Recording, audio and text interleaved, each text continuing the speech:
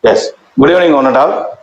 You are all welcome to this international webinar on recent trends on applied sciences, conducted by our VHNSN Senthi College, Virudhunagar, Tamil Nadu, India, on the Senthi Research Advocacy Forum, one of the finest institutions working for more than 74 years, started in 1947. Now the 21 departments with 10 research departments towards science and arts. So with this introduction, I am going to start this wonderful program on international webinar on recent trends in applied sciences. This program is going to be held today and tomorrow, 29 and 30 by the same time, 6 p.m. The resource persons are from Virginia Commonwealth University, USA. Today, the first resource person, Dr. Nehru Vijay Sankaranarayanan, the research scientist from Virginia Commonwealth University, USA, is going to present his talk. And Dr. Jayakumar, Dean Research, is going to give this welcome address. I welcome you all on behalf of our college, VHNSN College, and our management, our principal, and all the staff members for this wonderful webinar session. I welcome our principal, who is going to felicitate this function by his felicitation address. I welcome you, sir. I welcome our HOD and all my colleagues and all the faculty members from our college and all the faculty members, scholars from other departments to this wonderful session. My kind request, please, all of them, please kindly mute your microphone. Thank you. So I welcome all the participants and all the two resource persons from Virginia Commonwealth University for this wonderful program. I am very much thankful to these two research persons, Dr. Nehru Vijay Sankaranarayanan, research scientist, Virginia Commonwealth University, USA, and Dr. Balaji Nagarajan from Virginia Commonwealth University, who is going to present his presentation tomorrow. So at this juncture, I welcome our principal, Captain Dr. P. Sundarabandya, who is one of the motivator and guider in this all this program, all these endeavors to this college to give away his felicitation address for this program. Welcome you, sir. Okay, good evening, Dr. Jayakumar and one and all for participating in this wonderful international webinar on recent trends in applied sciences. Actually, this program is the need of the hour, I think so, because it focuses on recent trends in applied sciences, and especially today's lecture is on designing carbohydrate-based drugs to keep our blood rolling. So I thank Dr. Nehru Vijay Sankaranarayanan for accepting our offer, and she is actually here to present the topic in a wonderful way. And I'd like to thank all the participants for the overwhelming response. It's almost from 7-8 countries they are registered for this program, and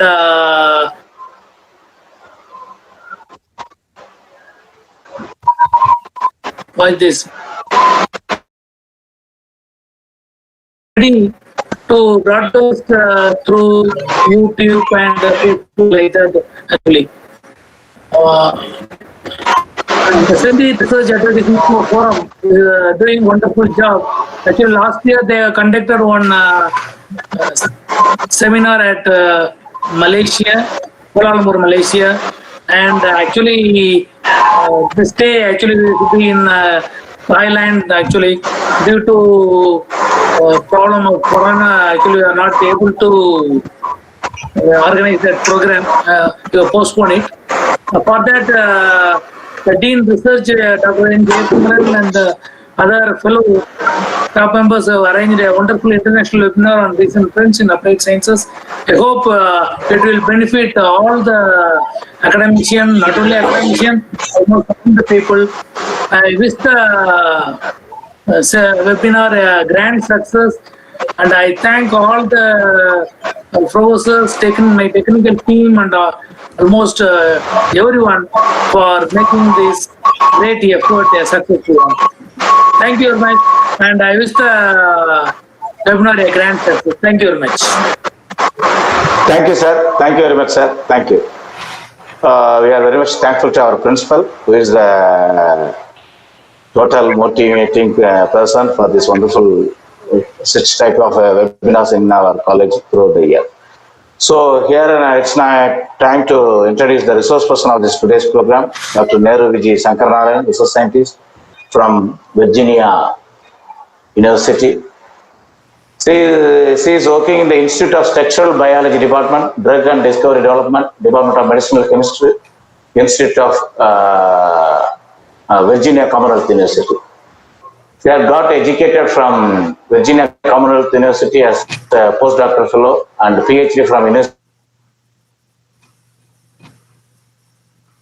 of Madras, Tamil Nadu, and the MSc from Madras University. She got a very good work experience since 2019 from Virginia Commonwealth University as a research scientist, and she have a very good research doctoral fellow. Very good research experience from the 2012 to 2019 from Madras University and Virginia University towards the medicinal related is a topic. Another thing, he has published more than 20 to 23 research publications and in a very high impact factor journals. And with the manuscripts, he has published around some 3 manuscripts, and he has also published a book chapter for his name. He has published more than 12 conference publications and invited lectures, more than 10 invited lectures he already completed.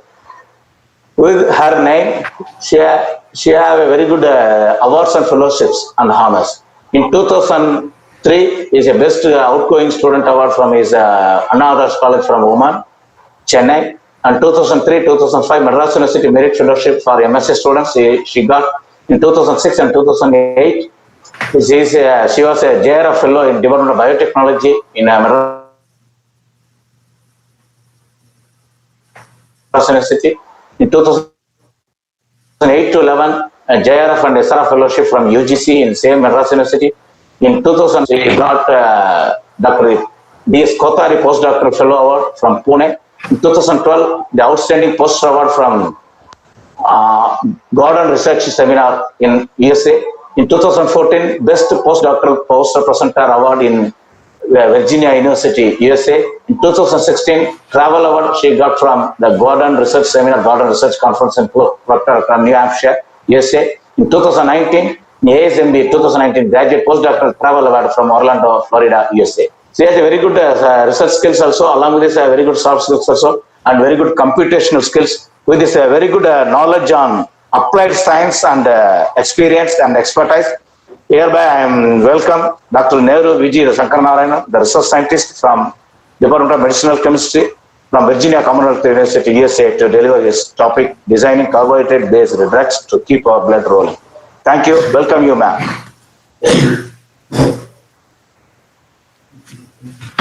Ma'am, it's your time.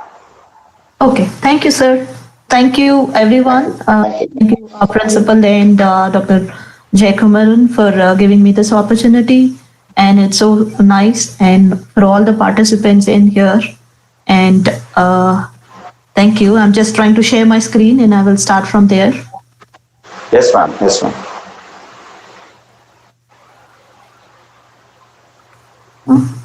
Yeah, I'm trying to. You have to just pin the PPT. Yeah. I'm just trying to. For now, I'm just turning off the video so that it gets very clear. Now it's clear. PPT is available now. I'm just. Okay. Let's. You're fine. Is that fine, sir? Yes, fine. F5.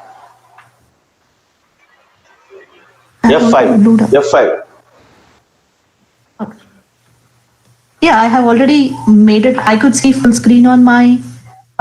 Yes. Now it's clear, ma'am. I think you have to run that PPT. Okay. 1 second, sir. I have already run it. For some reason, it's not showing up. So I'm just trying to change it. Yes. Now it's clear.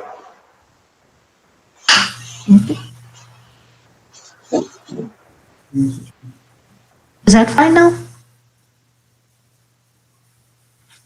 I have changed the apology. Okay, let me do this. 1 second, sir.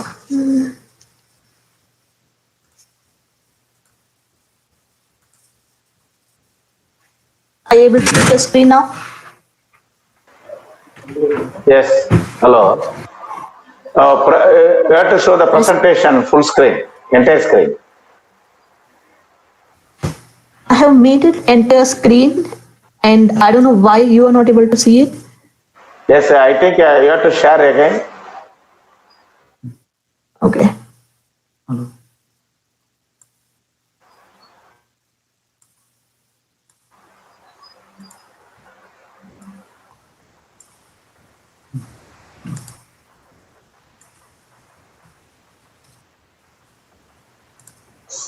Grant permission. Hello. Not allowing me, it is saying like you have to grant permission for me to. Permission is granted. Permission. You must grant permission in order to screen share.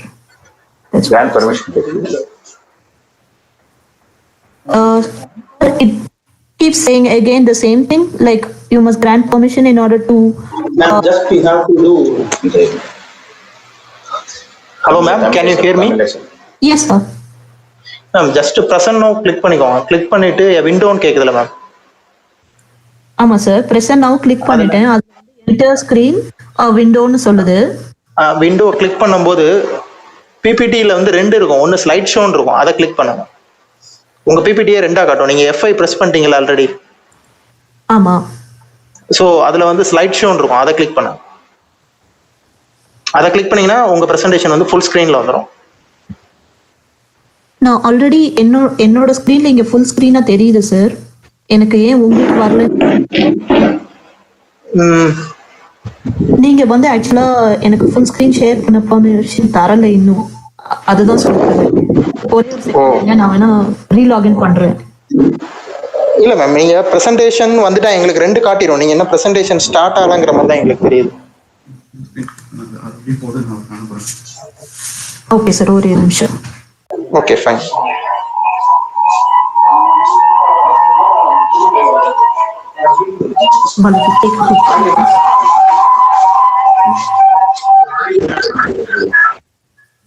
Send him.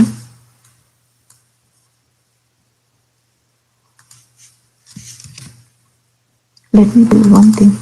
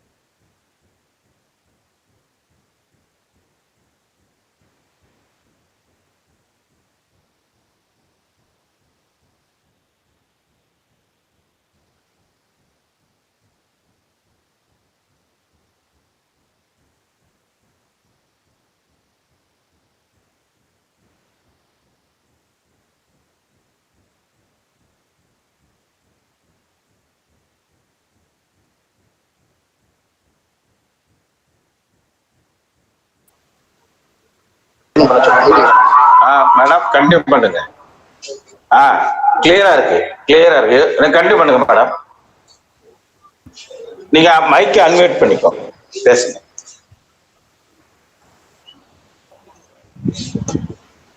Hello,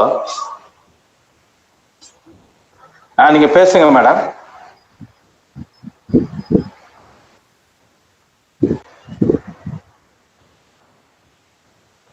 hello,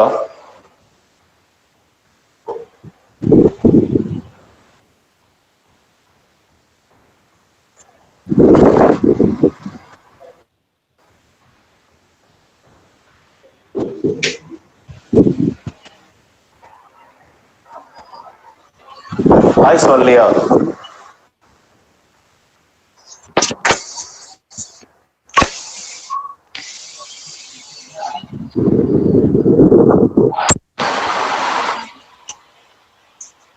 hello, madam Balaji பேச சொல்லுங்க. Hi everyone. So this is. பேசுங்க. Yes yes madam mic unmute பண்ணிக்கோ. Now it's unmuted. Okay, sure, proceed. Yeah. Okay. So the functions of blood. Initially, we know like blood comprises of plasma and different types of cells. And the main important function of blood is like it transports, regulates, and protects our body. And when it comes to transport, we have all the nutrients transported from different parts of this body to the different parts of the cells. And we also have the hormones getting transferred. And regulation, we have to regulate our body temperature, and which is done by blood. And it keeps a balance between the pH, which is the acid-base balance. And when it comes to protection, the important function is it protects us from infection, and the major other important function is the clotting. Blood clotting is something that is very important, but when, where, and how does a blood clot plays a major role in our body. So this is a schematic view of how a blood clot process would be. For example, you could see here. For example, we could see here. It involves so many enzymes or proteins. Here, this is an intrinsic pathway, and it has an extrinsic pathway. And also it has a common pathway. Overall, there are so many enzymes involved just to get one blood clot. And I'm not going to go into the details of all these enzymes, but I'm just going to highlight on something that's very important in our body. So what happens? We know like blood clotting is important, but what happens if we have a clot which is at the wrong time and wrong place and a wrong level? Say, for example, we have a patient who is undergoing a surgery and we don't want his blood to clot. As we make a surgery, there is a part which technically tells our system that the clotting process has to start, but we have to stop it. So that is going to be the wrong time for us. So we have to stop it. We don't want the blood to clot. The same way for different other functions. For example, when a patient has a kidney dialysis or something, they need the blood keep flowing. Okay, and so there are various other disease conditions where a blood clots. For example, the deep vein thrombosis. Here, what happens is in the deeper vein, you get the clots, and these clots move to the different parts of the body to create problem. This is something that happens, and this is also one of the reasons for the stroke and various other kind of cardiac arrest and all that. So this is very difficult condition. In addition to that, where we have the pulmonary embolism, this is where the blood clot actually moves all the way down to your arteries, and it creates another disease condition. And these are very severe effects because every year we see millions of patients get affected because of this. And we ourselves have heard that the patient passed away in a surgery or something, and one of the main factor could be this clotting. So is there a proper treatment that is trying to resolve the blood clotting mechanism? Yes, our body by itself has something called as heparin. Because if we could think like, okay, our blood is flowing, so there is something that is always in our blood that is keeping our blood rolling around. So that is heparin. And the current treatment that we have are several of them, like heparin, low molecular weight heparins, and coumarins, and various other drugs.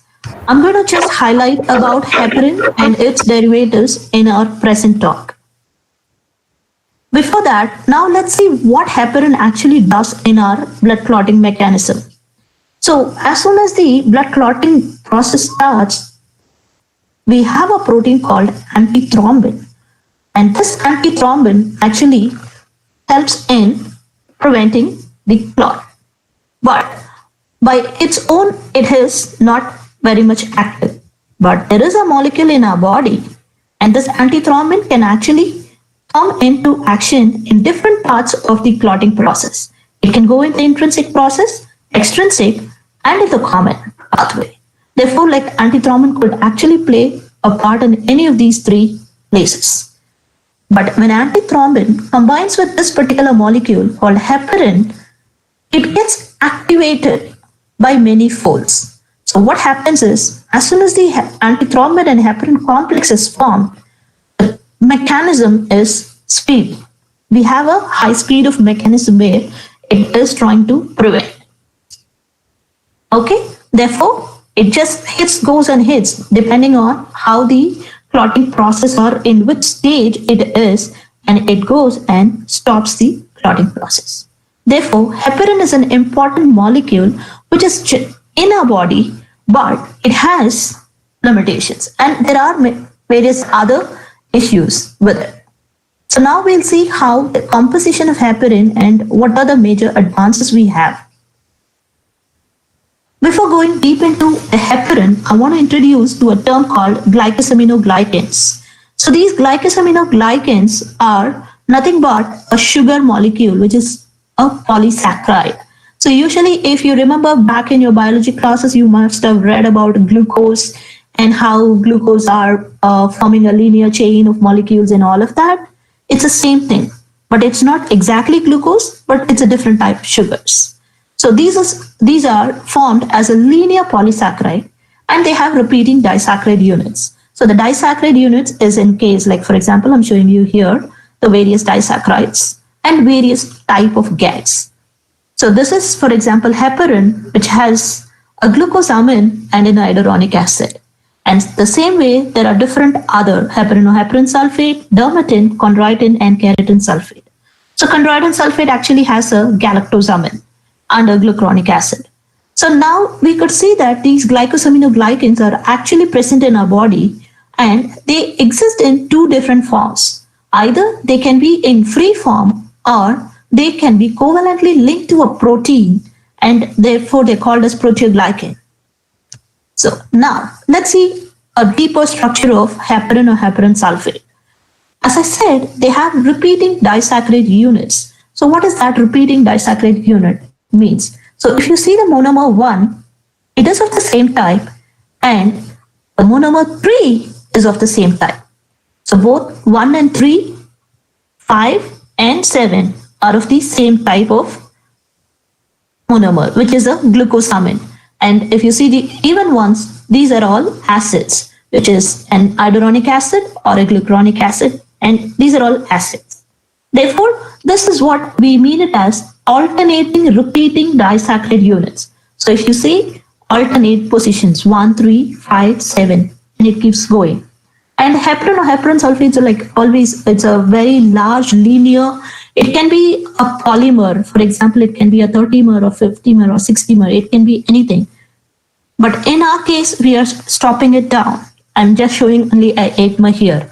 But with this longer polymer, but present in our body, it's not always the one that our body needs. Our body needs only a specific unit. For example, it can be a trimer or it can be a pentamer. So in this particular case where the heparin, what I'm saying, is a pentameric unit, we have a very specific sequence. Say, for example, even though the base of the sequence is an acid-amine combination, there are different positions, like sulfations are different, acid positions are different, and for example, see here, it's a 2O sulfate, and then there could be another 3O sulfate position. So for example, here in this particular thing, you have a 2 position, and you have a 3 position, and a 6 position in the ring where the sulfates are present. So this particular organization of the sulfation and the acetyl and the acid groups are very important, and this plays a very specific role, and that is why this particular sequence is the only drug available till date for any of this clotting treatments. Now, I told you like there are different possibilities because the sulfations can be present and not present in all that. So let's imagine how diverse these glycosaminoglycans are. For example, if we take nucleic acids, we all know like 4 repeating units, which is like ATGC. So you have 4 units. And if I need a 6-mer, then I can just make it to 4 to the power of 6. And the same way, if it's a peptide, then we have 20 amino acids, and which can be made as 20 to the power of 6. But when it comes to glycosaminoglycans, in nature, it is possible that we might have 48 different disaccharide units. It's not even a monomer, 48 disaccharide by itself. So if we have to generate a 6-mer, then it's going to be 48 to the power of 6, which is going to be 120 billions of sequences. So this is not an easy system that we could just go on and read. Because if you would have seen the literature, people have extensively worked on nucleic acids, proteins, but not much on carbohydrates because these are very complex. But now in the last decade, people have started reinventing and they started working on it to see what is that role that carbohydrate is playing in our body. So in addition to this structural diversity, there is one other thing called as the conformational diversity. Conformational diversity is, as I showed you, like a ring. If people have seen in chemistry that a smaller ring, for example, a glucose, if you take it, it can be in different conformations. The carbons can be in different orientations. So for example, this is like 1C4 conformation, 4C1, and then a different half boat and skew boat. So these are all the different various conformations that a ring could take in. So in glycosaminoglycans, there are major conformations present. That is, we have 1C4, 4C1, 2S4, and OS2. So in addition to whatever 120 billion sequences possible, this conformation also gives rise to various other unique sequences. It is going way beyond which an experimental biologist or any experimental person could not work on it. So there should be some way that we have to really understand what is going on because of this little changes that contributes to various unique sequences. So what are the major challenges in studying these GAG-protein interaction? The first and the foremost is the synthesis of these sequences. So we could understand theoretically like these many like millions and billions of sequences are possible, but is it possible for us to synthesize these sequences in a lab? No, it's not a very easy one. Just to synthesize one hexasaccharide, which is a 6-meric unit, it involves around 35 steps for synthesis. 35 chemical synthesis steps. And I know I would expect like all chemistry people to really know like what it really means. It could take even like 5 to 6 years to synthesize just one sequence. So the alternate way people were thinking were to biosynthesis. But biosynthesis has its own limitations because of the contaminations and different other factors.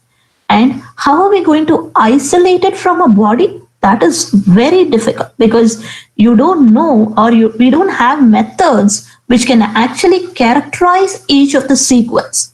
Because, for example, if we take a peptide, we know for it, sure, okay, this is the particular amino acid, and we know, okay, it's going to be the composition is going to be this. But when it comes to GAGs, it doesn't have a perfect composition. What happens is it's going to be any kind of sulfation or acetylation possible. So it is going to be difficult to isolate. And the various other techniques also is going to be way more complicated. We don't say like there is nothing available. Recent studies have started where people are working on it or developing a lot of new techniques, but it involves manpower and the lot of financial input. It has to go in. But the one technique where you could actually go down and see every single interaction or every single sequence is through computational tools. So because here, there are various ways in which a computational technique would help. One is like you could capture all the diverse combinations of sequences and different sulfation patterns. And you can even go and narrow down your study to an individual monosaccharide, just one monomeric unit. You can explicitly study it. But when it comes to experiment, it's not feasible. So in our lab, we came up with an algorithm to study these entire library of GAG sequences. So nowhere in the world people have this entire library of GAG sequences built or screened, or where they could really study what is going on. So first, we came up with an algorithm where we start to generate a huge library of sequences with all possible combinations and the diversities that I was talking about. So once you have that, you screen it against a protein and you apply something called as an affinity filter, and then make a cutoff, and from there take a few sequences that could be a specific system oriented sequence. So that's where the specificity filter is. And then we combine both these and identify a high affinity and high specificity sequence, which is further taken down for an experimental correlation to see that whether this algorithm really holds on to the fact that the GAG sequences are very specific for a particular protein. And then we go for an invention process. So now I'll show you like how different is an affinity or a specificity filter is.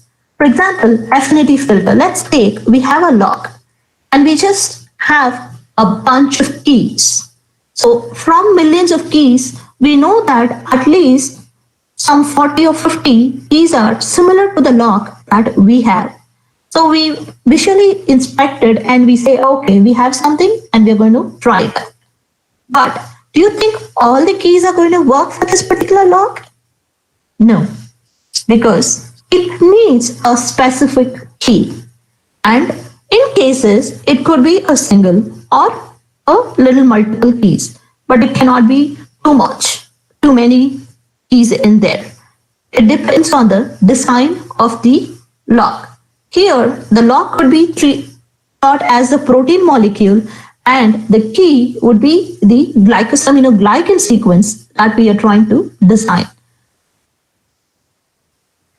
So now, moving on to the first step in the process is generating a huge library of heparin or heparin sulfate sequences. So this particular sequence, you could see like what are all the different combinations that we could make.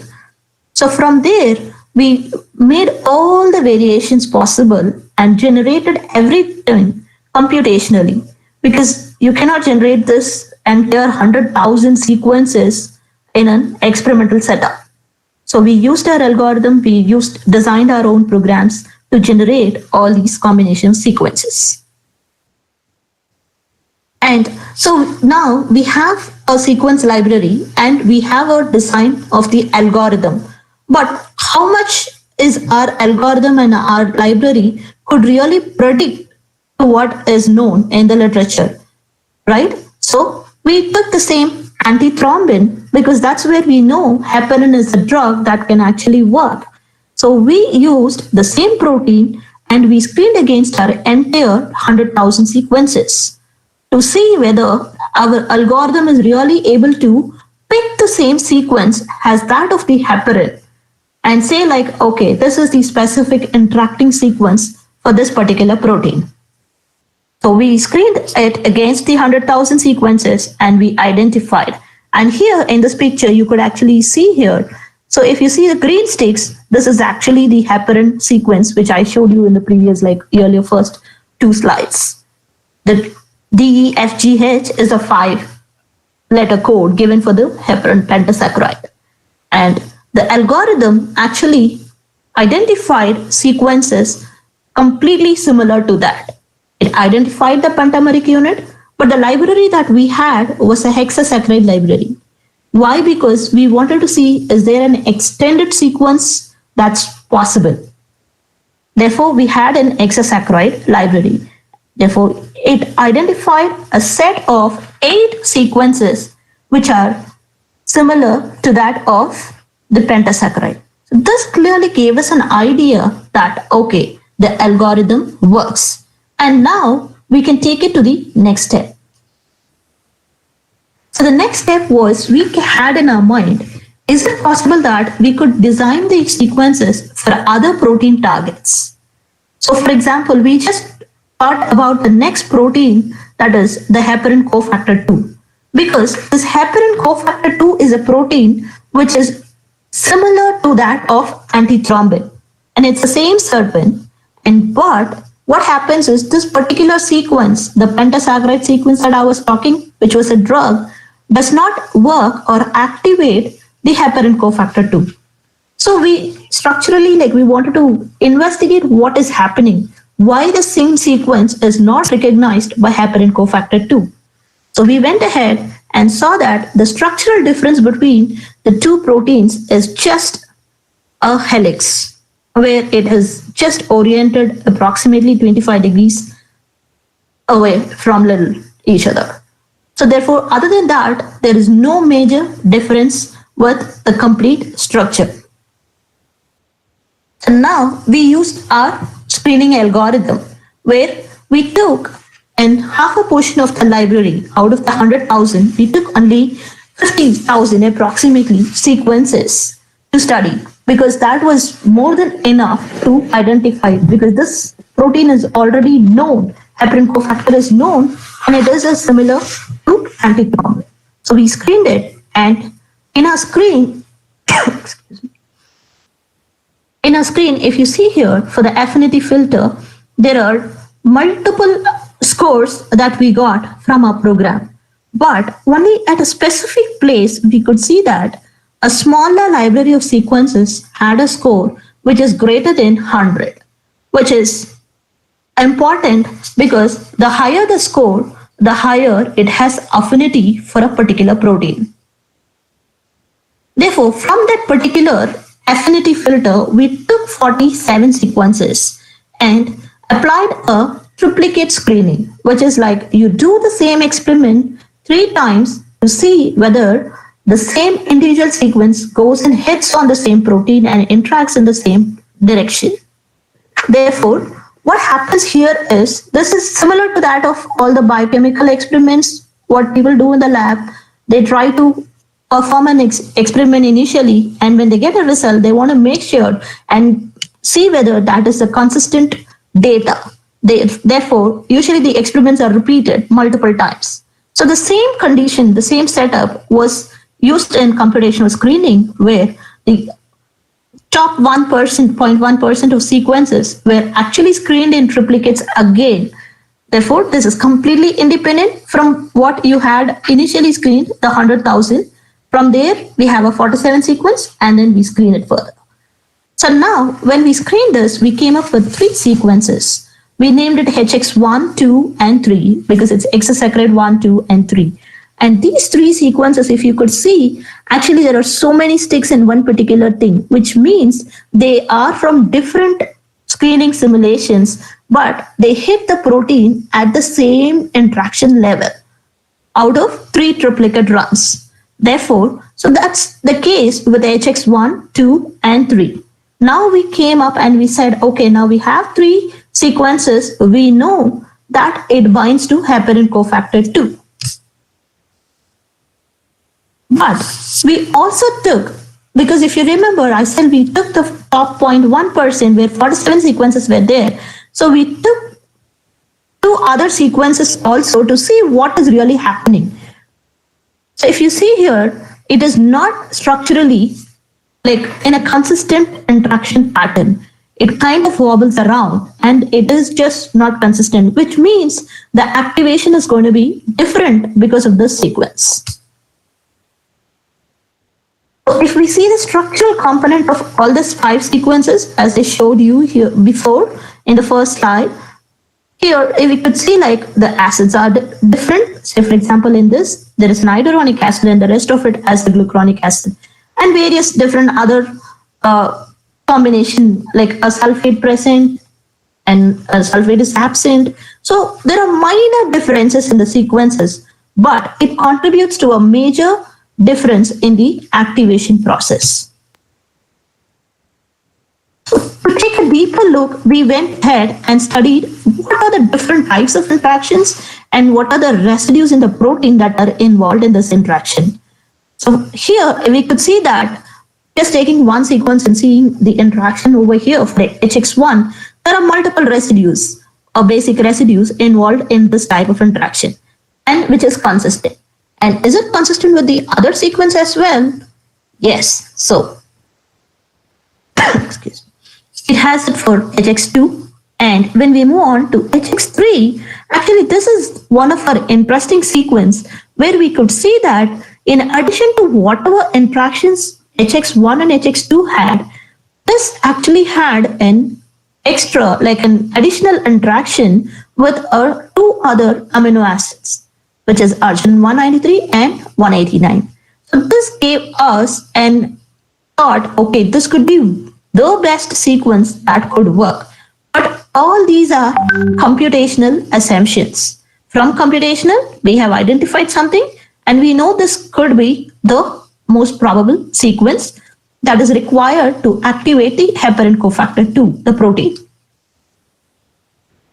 Then we went ahead and screened it against different other proteins as well. So why are we doing this with different other proteins for this 5 sequence? Because if you remember, I showed you the coagulation schematic view where there were multiple proteins or enzymes involved. We wanted to make sure these sequences are really specific, and how specific are they? Are they involved in interaction with different other proteins as well? For example, if you remember, the antithrombin heparin complex could go and hit on the intrinsic pathway, extrinsic pathway, and also in the common pathway. So the same way, we wanted to make sure how would this really work.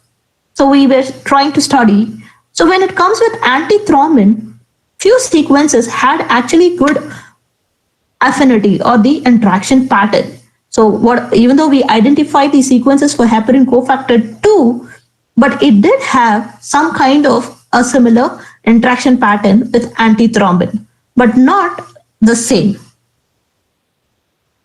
And when we also took it to the next level to see for various other enzymes over here, the same thing, except for one particular case, which is factor 11A, the other sequences did not show any specificity of interaction, which is good. So now we could come up and say, like our algorithm, the dual filter algorithm, where you apply affinity, specificity, and then come up with the highest affinity and specificity sequence.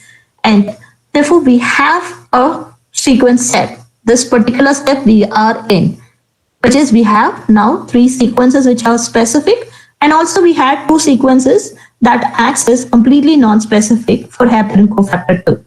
The next step is the experimental correlation. So if you remember in the initial start, I said how difficult is synthesizing a single hexasaccharide sequence, right? It takes multiple years and it takes multiple steps. Therefore, in our lab, we don't have the resource to completely synthesize the sequence.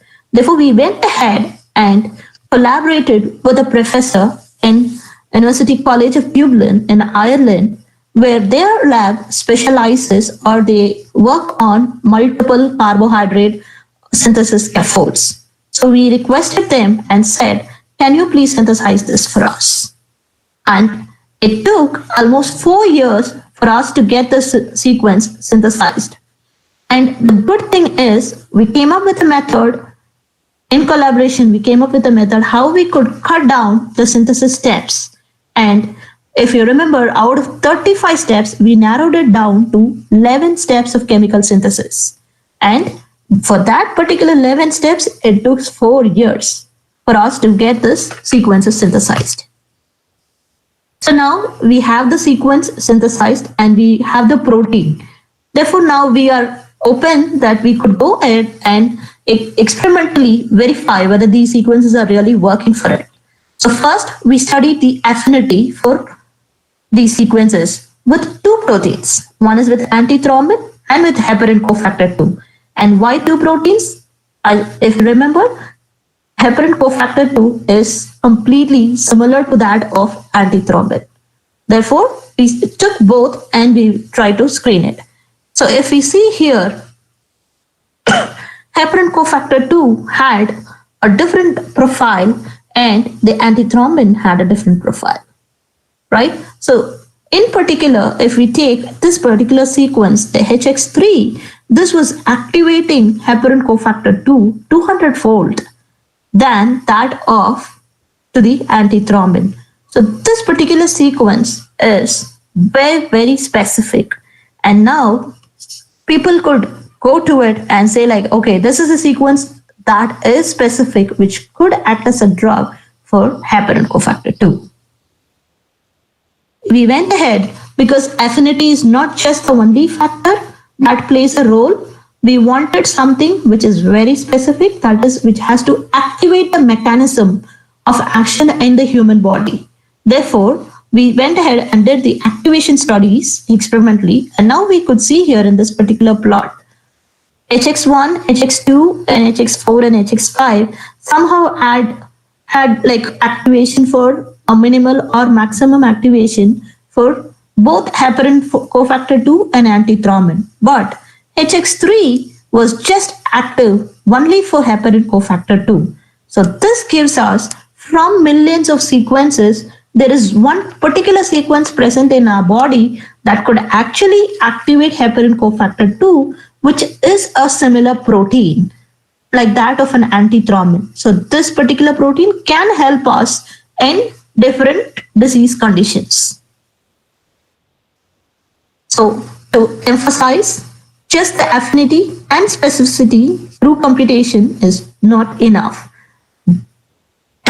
Both combined factors are required. Therefore, we get the activation mechanism, so which resembles the biological activation.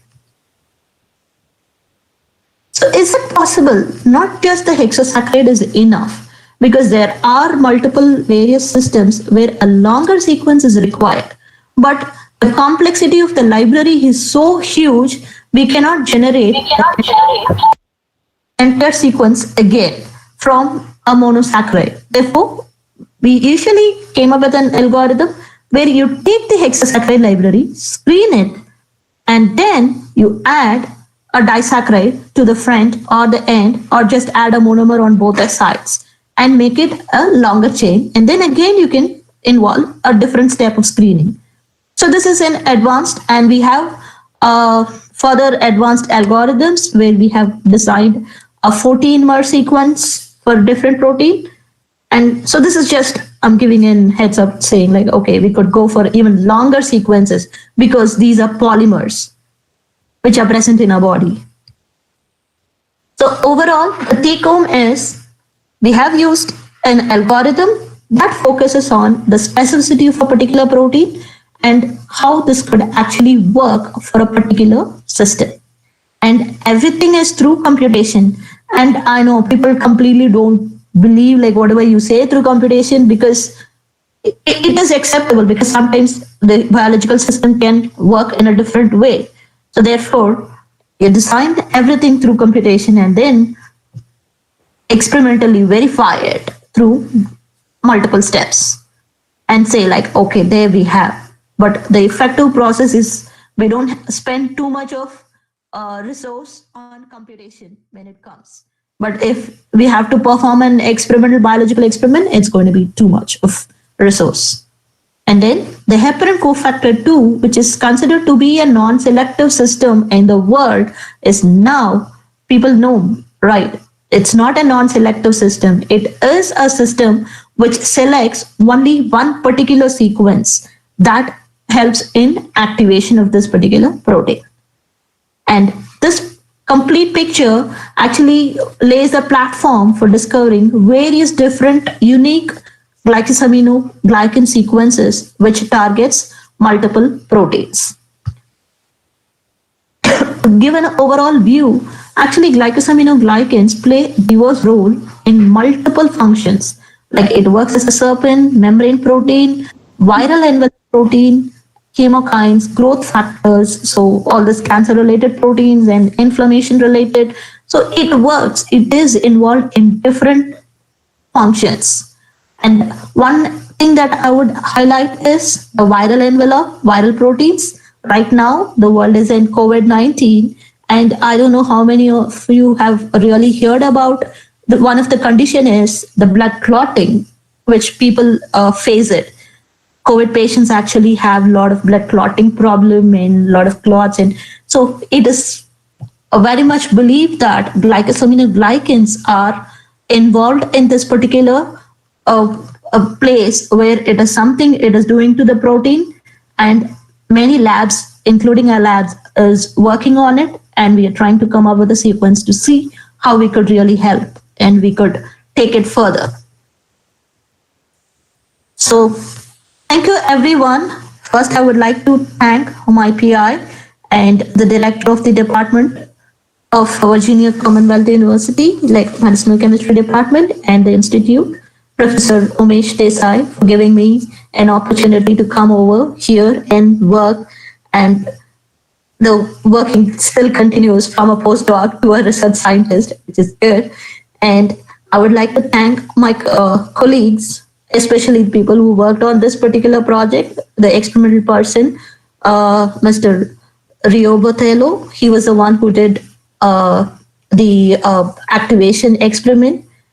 He's a chemist, medicinal chemist, and Dr. Balaji Nagarajan for all the advice and all the discussions. And our collaborator, Dr. Stephen Oscarson from Ireland, and his entire team, because this synthesis of 5 sequence actually involved 4 PhDs. 4 students got their PhD because of this.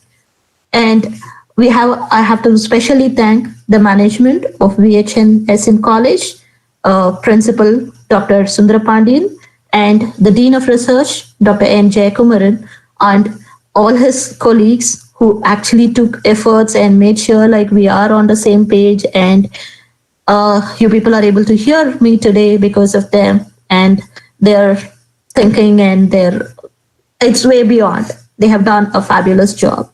And thanks everyone for your presence. And at the last and not the least, my family, which is a big support in all my work, right from my school days to the date where I am here now. Both my family and my extended family, and the funding agency, which is NIH. They provided us the fund to really exploit the computational tools available to work on and understand the glycosaminoglycans, which is a 7-year project that I came in and I worked it, and we completely successfully completed the project. 7 years. And thank you, everyone. I would be happy to take questions. Thank you, ma'am. Thank you. Very kind of you. One of the nice and wonderful presentation to all the participants at the COVID-19 quarantine situation throughout the world. The whole world is more than 60 lakhs people are suffered with this COVID-19. So one of the current and hot topic suitable for this make our blood rolling using one of the designing the carbohydrate based drugs So we are very much thankful to this. Now let's have some questions from the participants.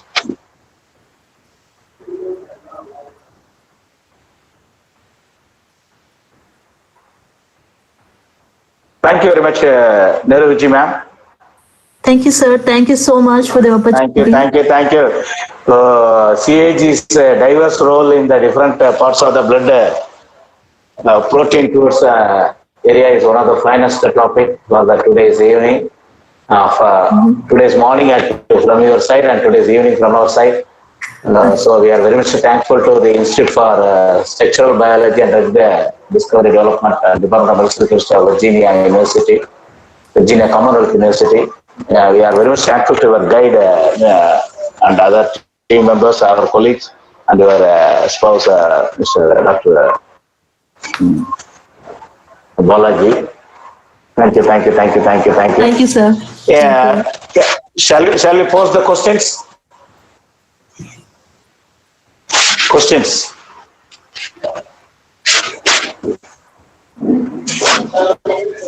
Just a minute.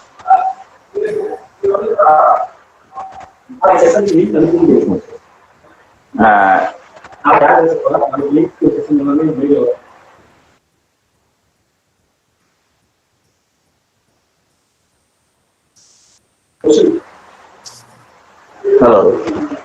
Yes, sir. Any questions, please? It's open to questions.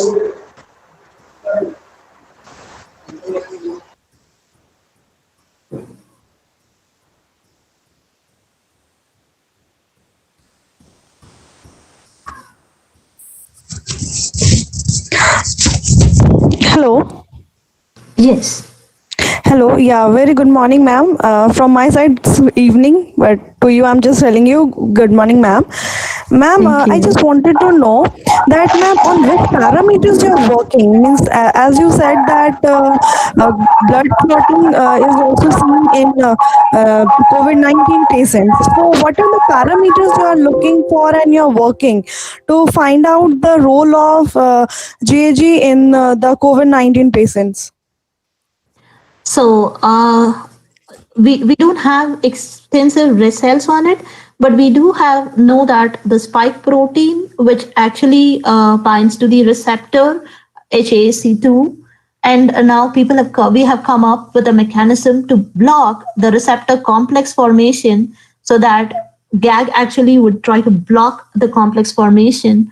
That way, it doesn't go into the cell, and therefore we are blocking the infection. So it's purely like at the base level, and we don't know like how much we could take it further because it's completely new system.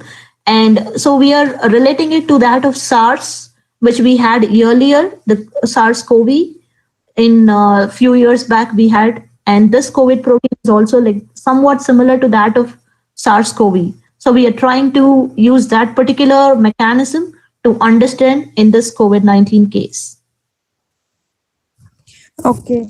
And ma'am, one more question, please. Ma'am, can you just tell me a few point of difference between the SARS virus, the MERS virus, and the COVID-19 virus, ma'am? Few point of difference or the similarities?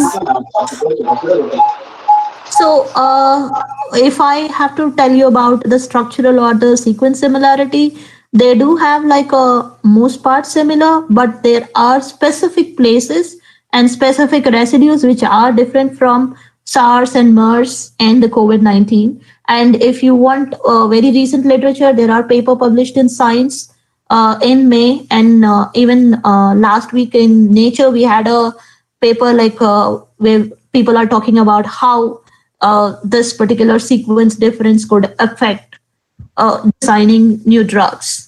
So I would, if you can email me, I can just send you the paper. I can send it to Professor if you want, you can check with him. Yeah, definitely, ma'am. I would like to go through the paper which is published in the Nature. So, ma'am, Sure. how I can get the Hello. Hello? Ma'am.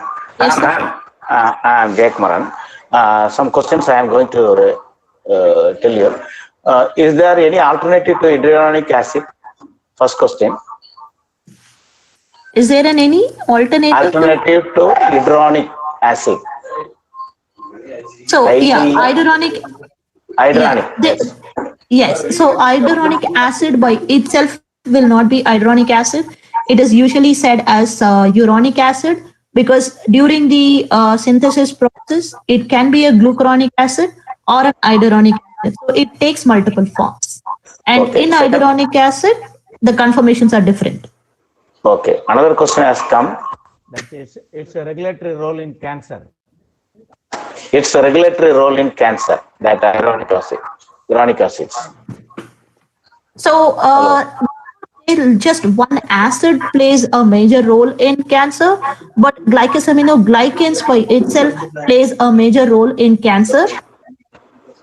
And Yes, sir. Yes, yes. That particular candidate, Kritika, posted a related question. That is, it's a regulatory role in cancer. And what should I target exactly when working with ovarian cancer cells? So when it comes to cancer cells, I would say like people have to start looking at various growth factors, and the best would be go to the literature and check for the ovarian cancer and the glycosaminoglycan because people have already worked on it, and there are a lot of material available, so that should help there. Okay. Thank you, ma'am. Thank you, sir. Thank you again for this wonderful opportunity. Thank you once again. We are very much thankful to this your institution and your great support at this juncture, COVID-19 period.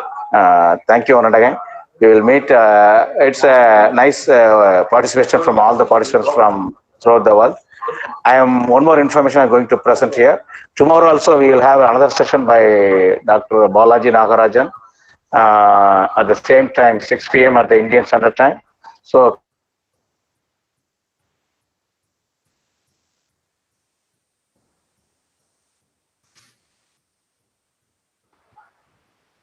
thank you, one and all. Thank you for all the participants. The feedback form is already in the link, so kindly go through it and submit the feedback form. We will meet again tomorrow by the same time of 6 p.m. The link will be sent to the participants tomorrow. Thank you, one and all.